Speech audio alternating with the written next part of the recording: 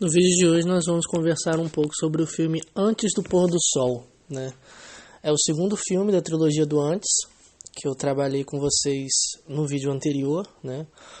Sobre esse tipo de amor, entre aspas, realista, né? No primeiro vídeo eu destrinchei e diferenciei um pouco o amor ideal, né? E o amor idealizado, o amor realista. Esse segundo filme da trilogia, na minha opinião, se tratando de psicanálise, é o mais interessante. Por quê?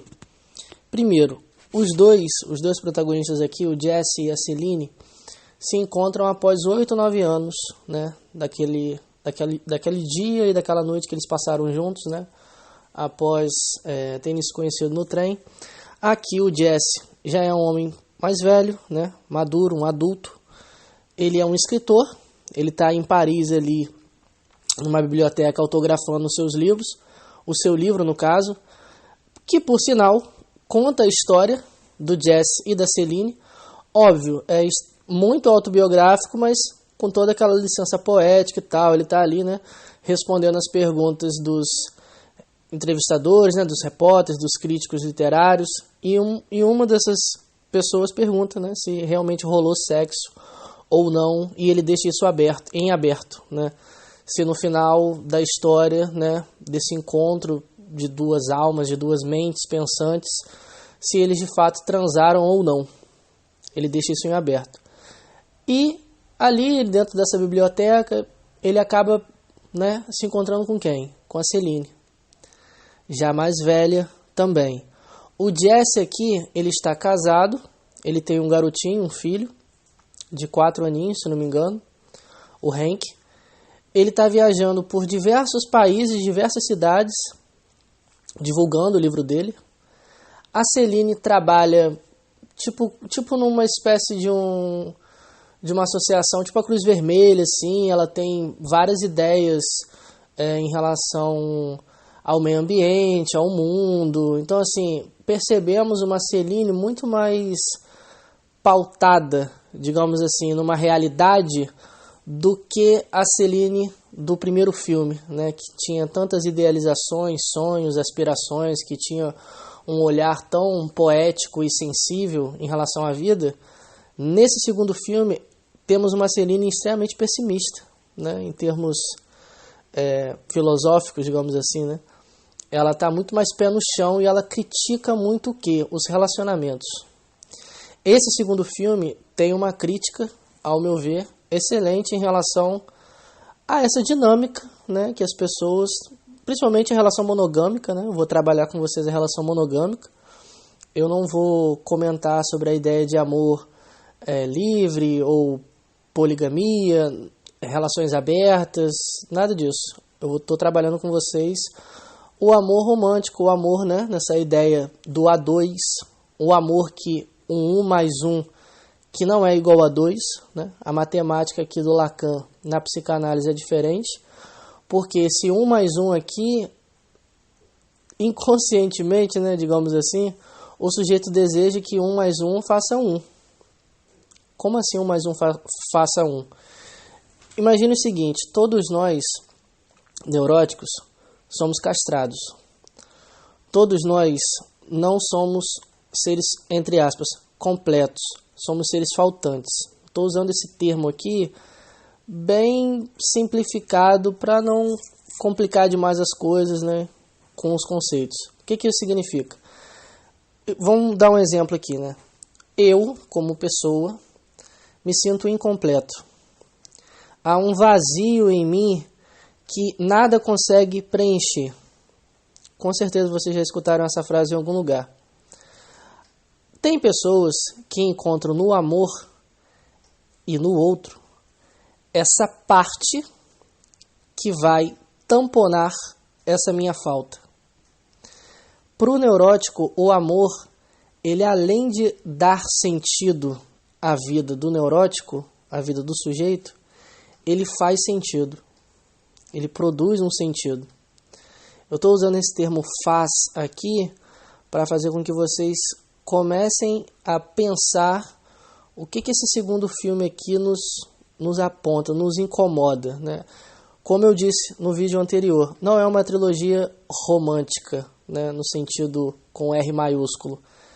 É até mesmo trágica, pessimista. É uma trilogia que é muito mais filosófica do que romântica. É um amor do cérebro quase, se é que eu posso usar esse termo. É um amor ali entre esses dois protagonistas que não é um amor idealizado desde o começo. Por mais que nós, né, espectadores, possamos em algum momento idealizar esse tipo de amor, né, um exemplo. Nossa, eu gostaria de uma Céline, né, uma francesa charmosa, com aspirações poéticas e filosóficas, extremamente inteligente, com diálogos longos e profundos sobre a vida, sobre Deus, sobre o amor, sobre o sexo, sobre as relações. De certa forma, isso é uma idealização também, né, no espectador, em que ele encontra nesses dois protagonistas aqui o que? Uma antítese, porque os dois são completamente diferentes no primeiro filme, apesar de ter uma conexão absurda ali entre os dois, é uma conexão de cérebro. Eu gosto de usar esse termo aqui. Não é uma conexão de alma, um corpo ou um tesão absurdo entre os dois. É uma conexão de cérebro. É como se o cérebro dos dois tivessem se encontrado e se apaixonado perdidamente. Dá a entender que, no início, a paixão dos dois ali, esse amor, esse afeto que começa a ser construído, ele se inicia com o cérebro, com as conversas, com os pensamentos dos dois, com as opiniões, com as aspirações, com as discordâncias dos dois também. Os dois discordam muito, né? Eu comentei com vocês no primeiro filme que o Jesse é extremamente cético, né? Muito racional, muito pé no chão, ele desconfia de tudo e de todos, ele desconfia da bondade, né? Dessa suposta bondade. Ele tem uma visão, por exemplo, do amor como sendo algo egoísta. A Céline, por mais que ela critique o amor, ela mesma admite que deseja ser amada e amar também. Então, assim, nós percebemos que nesse primeiro filme, eles são jovens. Ponto. Nesse segundo, não. São dois adultos. Adultos frustrados. No segundo filme, temos um Jesse e uma Céline frustrados com as suas respectivas vidas. Não apenas a vida, porque o Jesse, né, está publicando um livro, mas ele admite, né, para a Céline que não está feliz no casamento dele, que em cerca de 4 anos, 3 ou 4 anos, se ele transou 5, 6 vezes foi muito, que a esposa dele é muito mais, entre aspas, mãe do filho dele do que a esposa, que há um certo desencontro entre os dois, que tem coisas que ele quer fazer, mas percebe que ela não quer fazer também, ou ele não se sente à vontade de estar numa posição onde, que de alguma forma, ele possa obrigar a esposa dele a fazer certas coisas. Então, aqui nesse primeiro filme, o Jesse, vou falar um pouco do Jesse primeiro, ele começa a colocar o que para Céline? Que a relação dele, que o casamento dele não é um casamento bom. Assim, não é que não seja um casamento bom, mas ele está nesse casamento só pelo filho. Ele não conseguiria suportar a ideia de se separar da esposa e ter menos tempo com o filho. Então ele meio que sustenta, né, esse casamento, esse SUS, né, tentar manter essa relação por conta do filho.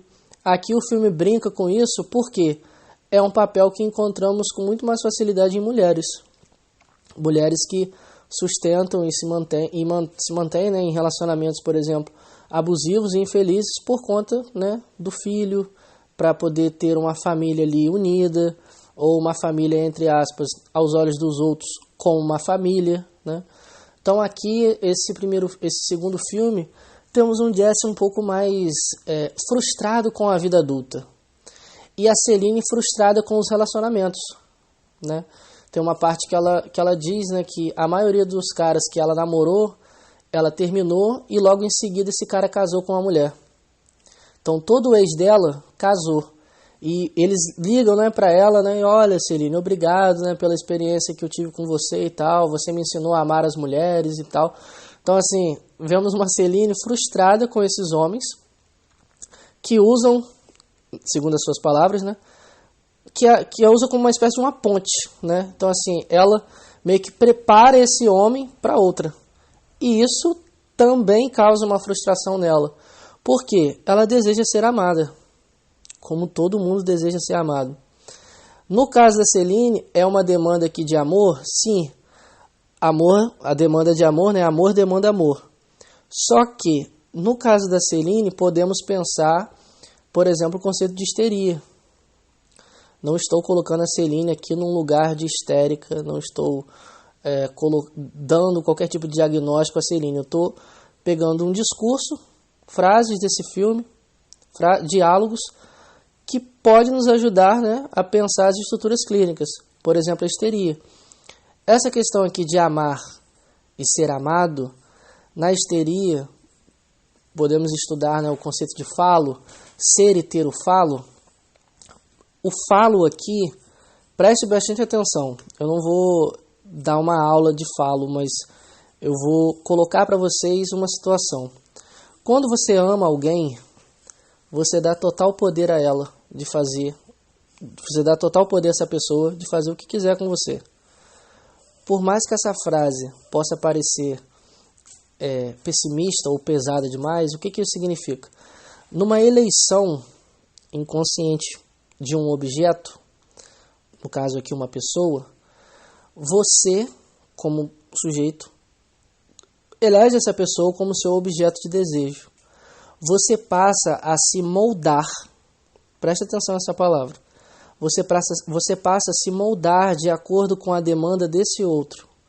O que isso significa? Mais uma vez o que eu comentei com vocês no vídeo passado. Eu não posso ser quem eu sou. Eu preciso me tornar uma versão que eu suponho que o outro quer que eu seja. Então percebam, aqui o amor, ele não aceita diferença. Esse amor idealizado aqui, ele não aceita diferença. No fundo, desejamos que o outro não seja o outro.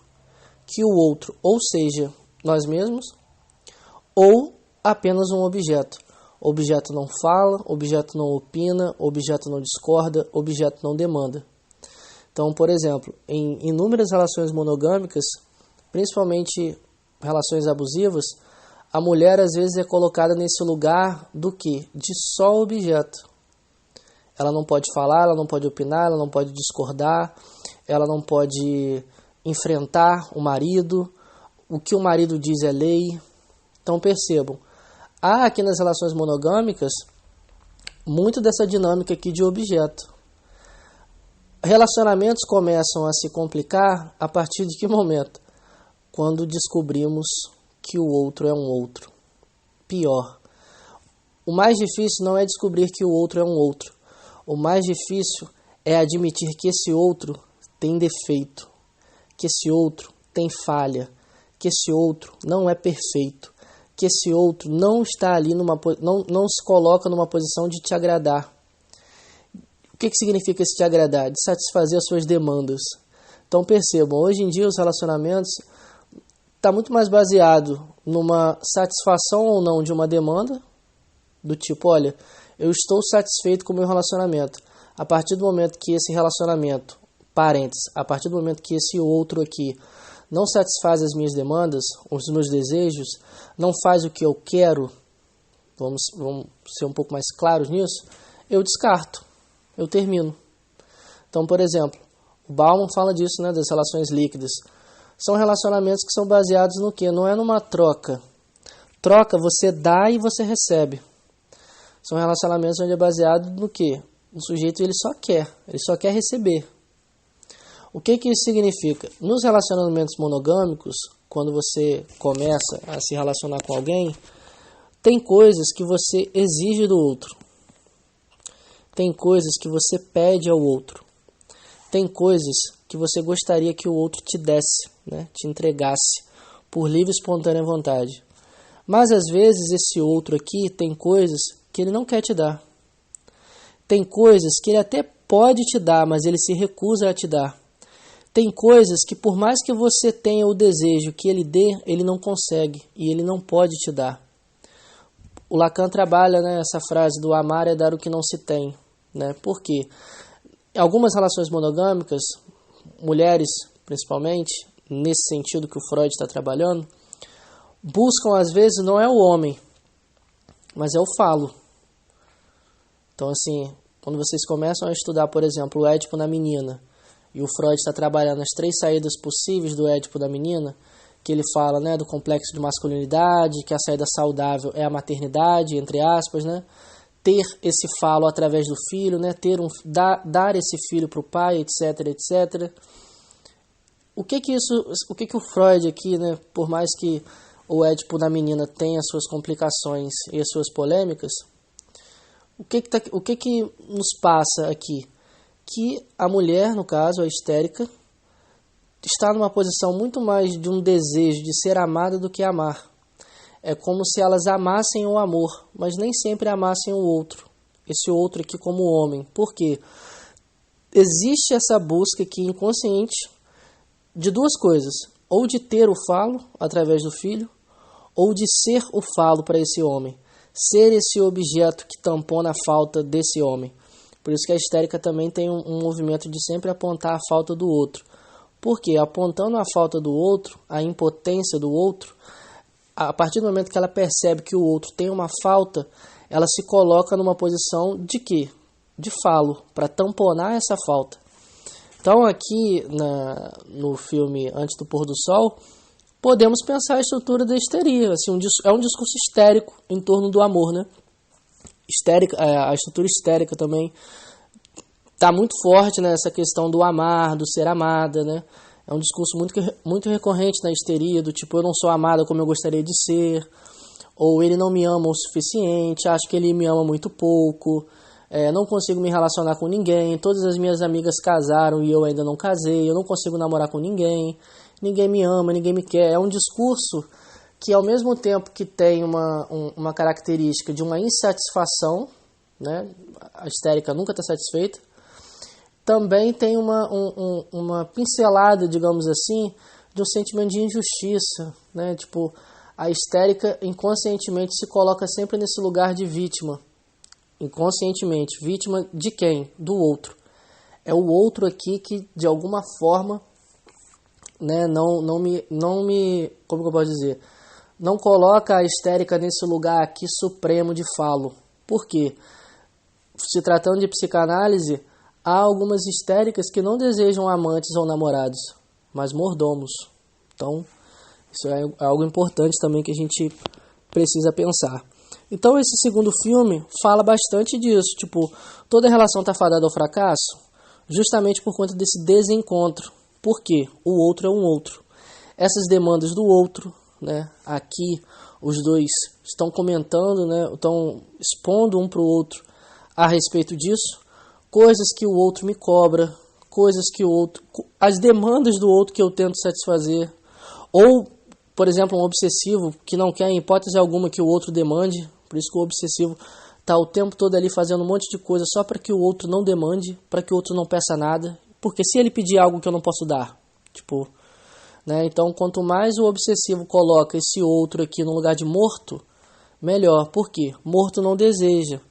Morto não fala, né? O sonho, o obsessivo, ele tem uma questão, muita coisa ali com o desejo, com a necessidade. O Lacan trabalha isso muito bem, né? Quando existe essa tríadezinha, né? Do desejo, demanda e necessidade. Tem aulas específicas também sobre esses conceitos. Todos os conceitos que eu estou abordando com vocês aqui de forma condensada nesse vídeo, eu tenho aulas exclusivas sobre esses conceitos. O outro aqui, que para mim é o mais importante assim nesse filme, é esse outro que me pede algo, né? O outro me pede algo que eu não posso dar, por mais que eu queira. E se eu supostamente tenho isso, supostamente, né, no sentido inconsciente, acredito que eu possuo isso, eu não quero abrir mão disso. Então percebam, há aqui um desencontro das relações. Por isso que em matéria inconsciente, digamos assim, a monogamia é um erro da Matrix, digamos assim, né? Desculpe o trocadilho. Por quê? A monogamia, em termos inconscientes, não faz o menor sentido. Mas em termos conscientes, em termos racionais, sociais, culturais, religiosos, faz total sentido. Porque é esse um aqui que vem dar sentido à minha vida, que vem me completar, que me completa, e ambos serão uma só carne. Então percebam, a idealização aqui em torno dos relacionamentos monogâmicos. Por quê? Um relacionamento monogâmico, ele dá sentido à vida do neurótico. Então é aquela música dos Beatles, né? All you need is love, né? Todo mundo, de certa forma, precisa do amor. O neurótico aqui, ele vive em prol do quê? Do amor. Ele sofre com o amor. Ele sofre pelo amor. O amor aqui não está numa posição, não é uma, entre aspas, né, mil maravilhas, algo que é de uma ordem esotérica ou espiritual. O amor aqui, ele faz e gera também sofrimento em algumas pessoas, principalmente em relacionamentos, né? Então aqui, o amor, não é que o amor traga sofrimento, mas a forma como esse sujeito lida com o amor, ou, entre aspas, o que ele acredita que supostamente é o amor desse outro por ele, é muito importante, né? Então, por exemplo, tem muita gente que confunde amor com dependência emocional, amor com paixão, amor com tesão, amor com identificação, amor, por exemplo, com uma repetição. Então, dentro da psicanálise, nós discutimos bastante essa questão e essa noção do amor. Tanto em Freud, tem uma raiz narcísica, o amor é narcísico em Freud. No terceiro vídeo dessa série, né, da trilogia, eu vou comentar um pouco mais com vocês sobre isso. Então aqui, o amor que não tolera a diferença, por isso que o Lacan trabalha, né, que o amor está entre o simbólico e o imaginário. Mas esse amor idealizado aqui, ele não tolera a diferença. Porque tudo é perfeito, não tem, entendeu? Esse primeiro tempo, esse primeiro estágio do amor, o outro é perfeito, não tem falha. Só que o neurótico, por mais que ele não queira lidar com essa realidade, o outro aqui é castrado. Então o outro tem defeito, o outro vai ter defeito. O outro, por mais que a fantasia do neurótico seja essa, que um outro perfeito, alguém que me completa, alguém que, sabe? Isso não acontece, né? Então aqui, por exemplo, nesse filme tem uma cena muito boa que eu gosto, que a Celine diz assim, ó, é melhor estar só do que estar ao lado de alguém que você ama e se sentir solitário. Eu acho que quando você é jovem, apenas acredita que haverá muitas pessoas que você irá se conectar. Mais tarde você percebe que isso acontece uma vez ou outra. Então percebam aqui, há uma Celine muito mais pessimista, né? Outra frase que ela disse que eu gosto muito. Não se pode substituir ninguém, porque todo mundo é uma soma de pequenos e belos detalhes. Aí outro diálogo também, é que o Jesse vira para ela e diz, olha, você diz que precisa amar e ser amada, mas quando acontece, sinto um enjoo, é um desastre. Isso aqui é histeria pura, tipo, um discurso histérico, né, do tipo, quando o homem está ali colocando a mulher nesse lugar de objeto de desejo, tá ali nesse jogo aqui de sedução, tá tudo ótimo. Quando há esse desejo de desejar, tá tudo ótimo. Mas a realização do desejo para uma histérica é a morte. Por quê? Realizar o desejo é matar o desejo. É muito inconsciente, em termos inconscientes, né? Há uma satisfação muito maior na histeria. Fantasiar que você está comendo uma maçã do que comer uma maçã. Por quê? Ao comer uma maçã, acabou. Tipo, o desejo de desejar uma maçã, nesse sentido para a histeria, é muito melhor. Por quê? Realizar o desejo é matar o desejo. Então, outra frase que eu gosto bastante desse filme também é: às vezes penso que está tudo irremediavelmente estragado. E às vezes acho que as coisas estão melhorando um pouco. Vou lhe contar uma novidade, o mundo está uma bagunça. Então, assim, esse segundo filme eu gosto muito porque os dois estão aqui o tempo todo colocando um para o outro que as relações são estranhas, são complicadas, não fazem o menor sentido, mas ainda assim desejamos e precisamos nos relacionar, né? Precisamos do outro aqui, né? O outro aqui que nos ama, né? Então percebam, nesse segundo filme é um filme muito mais maduro. Na minha opinião, é o filme que assim nos oferece um pouco de muito material para pensar a psicanálise em relação ao amor, em relação à histeria, em relação, né, todas essas questões que giram em torno dessa fatalidade aqui das relações, né? A psicanálise vai discordar um pouco não, bastante, né, dessa visão romantizada, idealizada do amor. Espero que vocês tenham gostado do vídeo. Caso alguém tenha o interesse de adquirir as aulas dos conceitos abordados nesse vídeo, como a ideia, né, a questão do amor, o outro, a histeria, o amor na histeria, como que é a histérica, né, em relação ao amor, em relação ao outro, basta entrar em contato comigo.